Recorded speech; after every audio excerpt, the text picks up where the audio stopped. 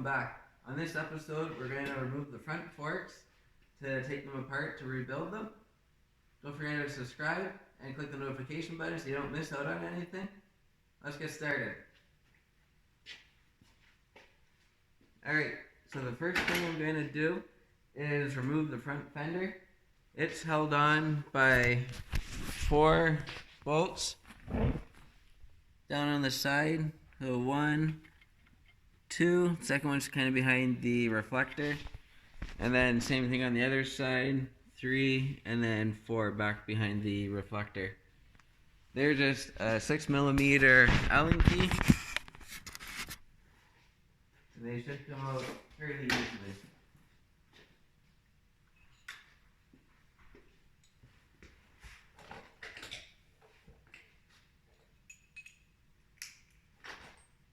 You may notice I have some wires wrapped around my fender. That's because I have underglow lights on this bike, and they've run up underneath the gas tank towards the battery, so I just had to remove those to be able to pull the fender off.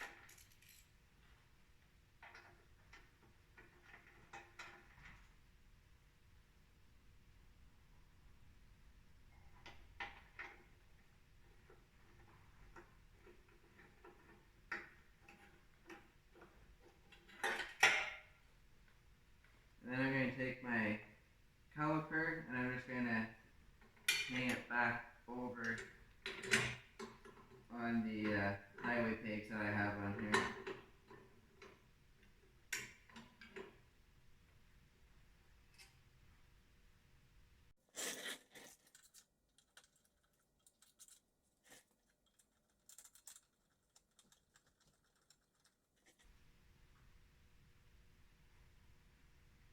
And same thing with the other caliper.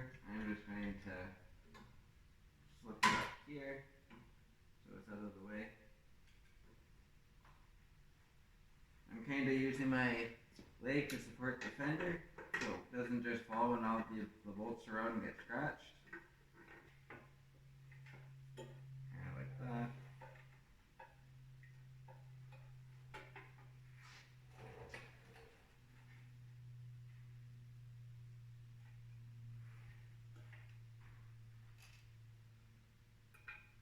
And then I'm going to put my bolts back in the fender so I don't forget where they came from.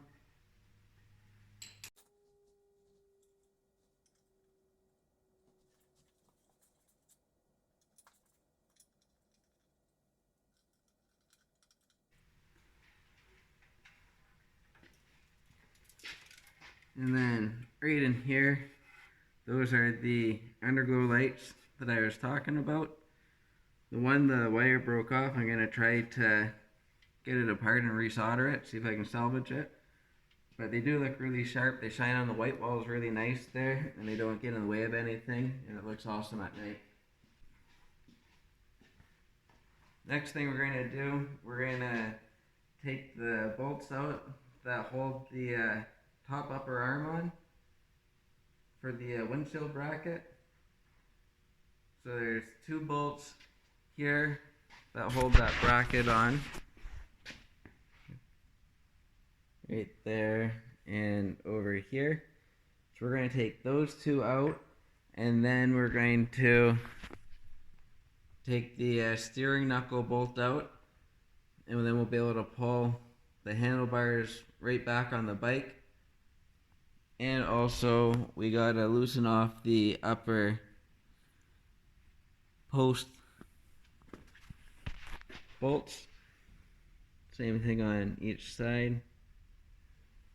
Those clamp down on the top of the forks to keep them from slipping all the way up. The steering knuckle nut is a 27mm. These 2 are 14mm. And then the pinch bolts are a 5mm Allen key. So I'm going to start with the 14mm first.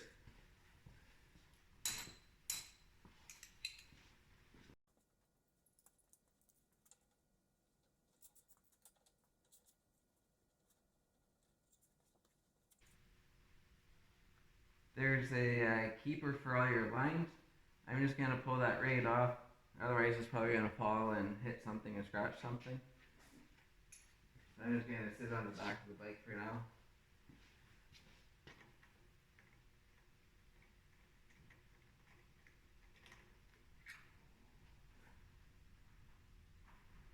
Alright, so those are out and free.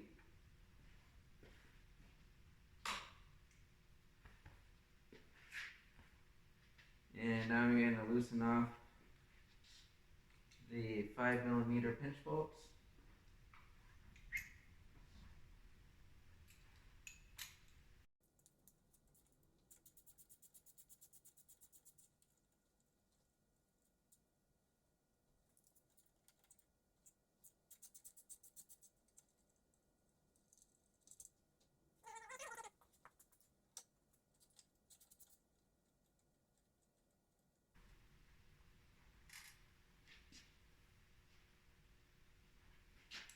One thing I'd like to point out before you get this upper piece right off, it's a good idea to take note of how much of a reset or above your shock post is. Mine is just slightly recessed, about 1/8 of an inch on both sides. So when I put the bike back together, I want to make sure that I'm just slightly recessed on both of these. Same thing on the other side. You can see it's just slightly recessed. It's not sticking up or anything. It's just slightly down. Because that will change the front end height of your bike. You could either lower your front end a little bit or raise it a little bit just by tweaking those. Myself, I like the bike to sit up a little bit higher so I get a little more cornering in the corners, more angle in the corners.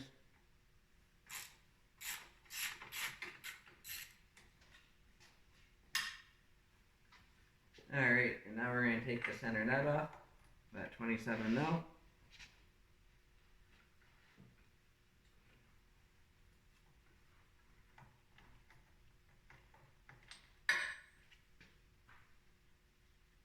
Once you get it broke free, it shouldn't be very tight. It should just come off with your fingers.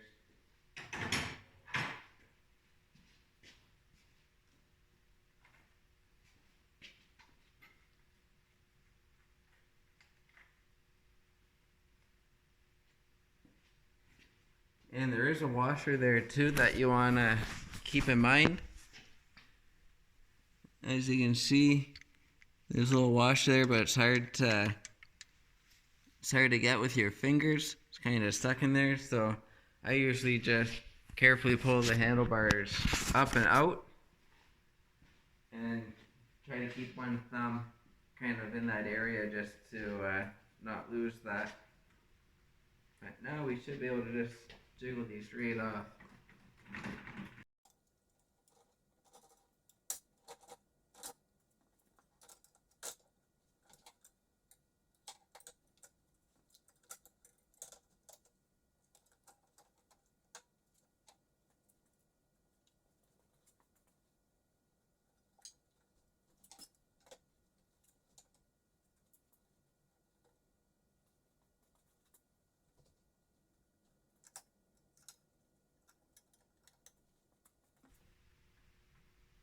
Alright, we got the handlebars off.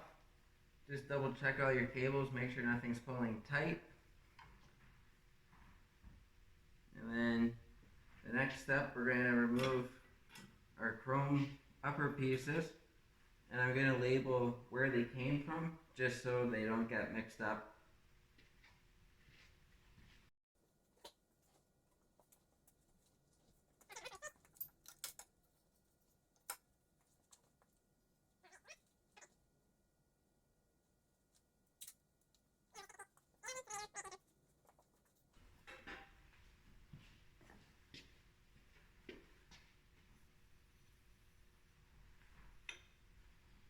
And then there's also a steel flat washer and then a rubber.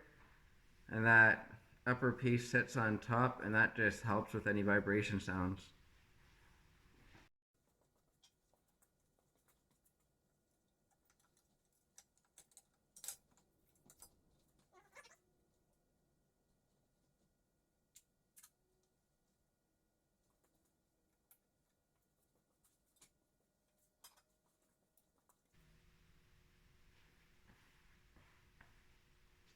Alright, now the next step is going to be to loosen on each side. There's 3 Allen keys. They're a 5mm.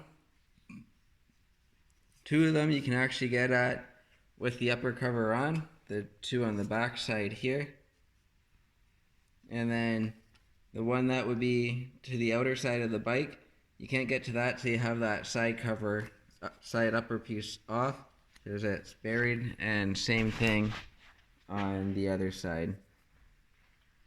You can see the 2 of them there, and then the one on the side right there. So they're just a 5mm. So we'll take those out, and then we'll be able to loosen off the lower pinch bolts, and those shocks should pull right out. And the same thing on the other side. We got our lower pinch bolts right here. They come out a little bit. We're working down here now. The upper is gone.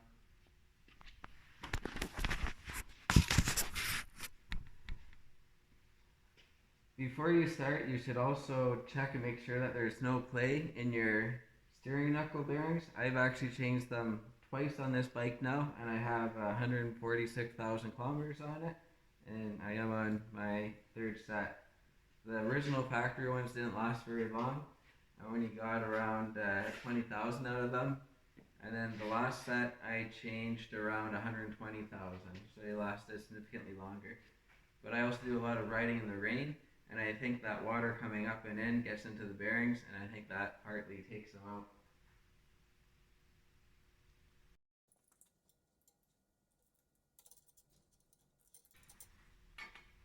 And as you can see, as I took that out, the tower just wanted to drop down, or the steel cover. Now we'll go to the other side and do the same thing.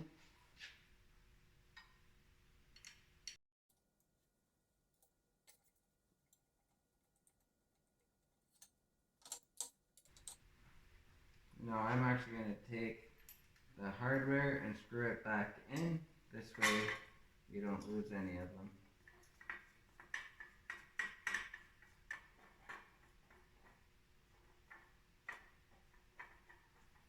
If you are changing your steering knuckle bearings, you're going to have to pull your headlights and all that kind of stuff off too. But since we're just going to be pulling the actual shock arms off, we'll be able to leave all that stuff on the bike to save a little bit of work.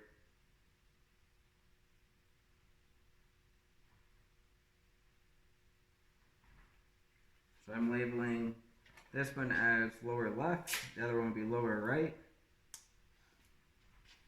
And then I'm not going to label the entire fork.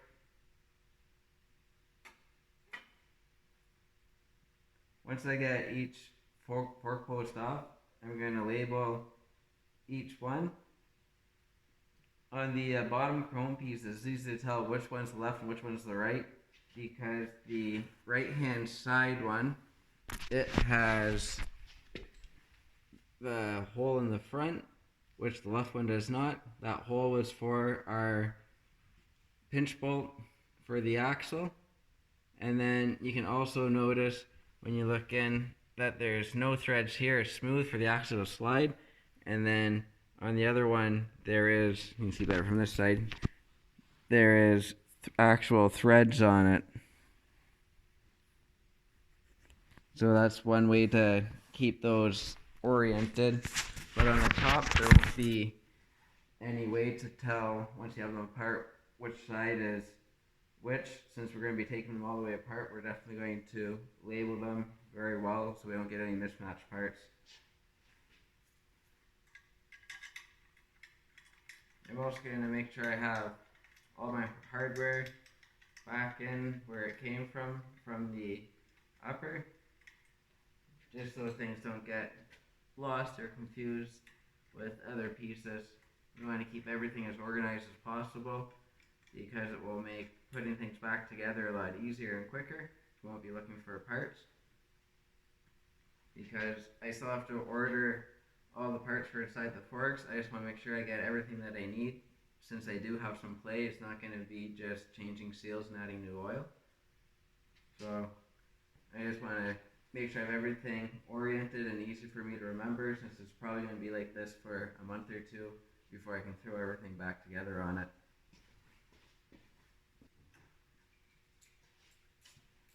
Alright, these lower pinch bolts are a 6mm Allen key.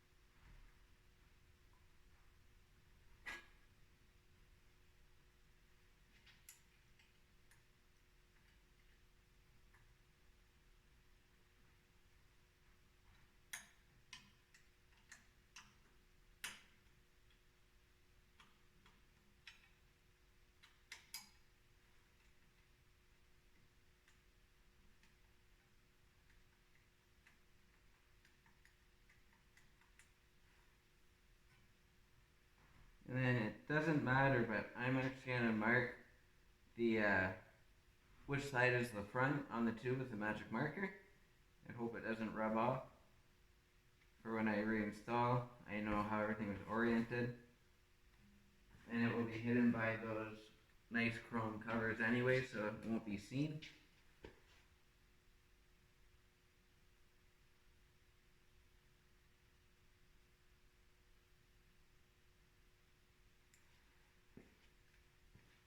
I'll do the same on the other side when I'm at it.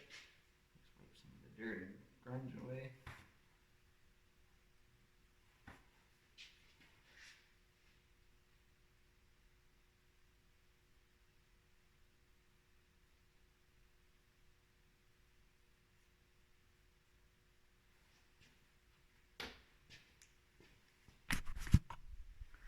As you can see, I just did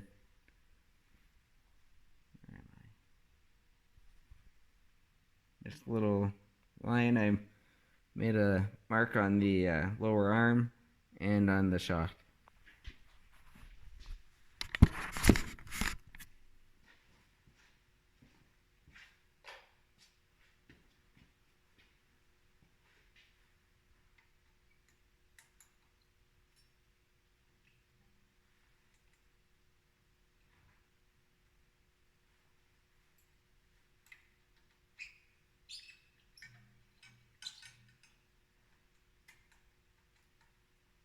So those are both loose. So I should be able to gently maneuver this out.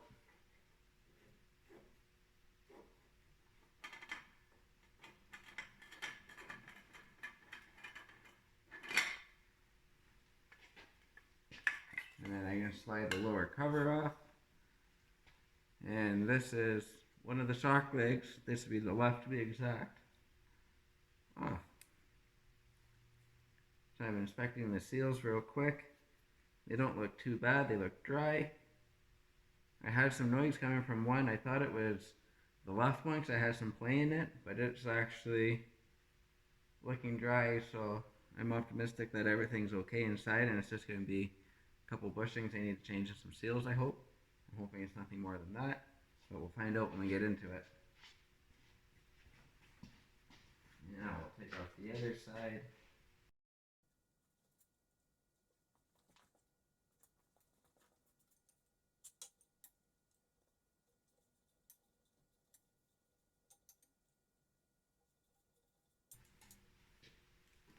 And now those pinch bolts are loosened off, and I should be able to pull this shock tower out now.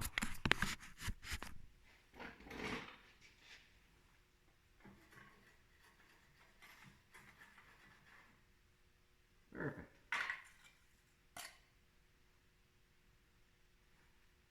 And this one looks pretty dry too. Here's that line that I had made that's pointing towards the front of the bike, just so I can keep everything oriented. But it looks pretty good and dry as well. A little bit dusty, but hopefully everything is okay internally in both of these. Now I'm going to set the handlebars back up where they normally are, just so they don't get bumped or fall or anything like that. Keep them a little bit safer.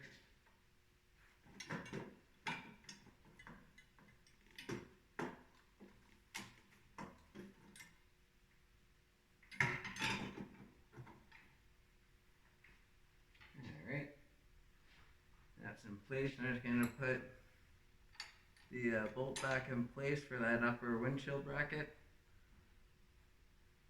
Do that on both sides so I don't lose the hardware. And I'm also going to put my steering knuckle nut back in place as well, just so I don't lose any of those pieces either.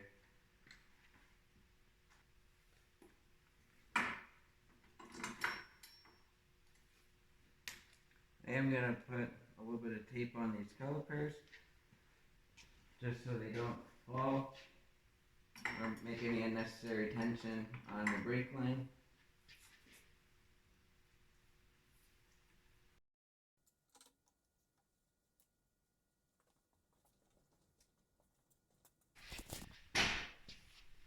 So this is our bike now, missing all the front end other than the actual steering knuckle with the headlight assembly. Only reason I had to take the tank off to do this was because of those LED lights that I have on my fender. If I didn't have any LED lights wiring going up to the front fender or anything, I would have been able to leave the tank in place. Well, that's it for this video. In our next video, we will disassemble the shocks so we can start rebuilding them, and we'll see what's wrong in them. So hopefully this is helpful. Don't forget to subscribe and click the notification button. Thanks for watching, and I'll see you next time.